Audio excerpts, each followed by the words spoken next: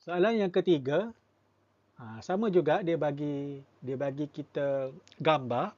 Gambar menunjukkan sebuah jam yang jarum pendeknya berada pada jam 9 dan jarum panjang ke arah jam 12. Bermaksud ini adalah jam ataupun pukul 9 tepat.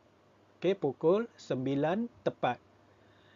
Okey, kalau kita ingat balik, tepat dalam bahasa Arab ialah tamaman kalau merujuk kepada tajuk jam ni. So yang mana satukah jam 9 tepat? Okey, alif as-sa'atu saniyatu tamaman, jam 2 tepat. Ba as-sa'atul ashiratu tamaman, jam 10 tepat. Dan jim as-sa'atu tasi'atu tamaman, jam 9 tepat. Dal as-sa'atu sadisatu tamaman, jam 6 tepat.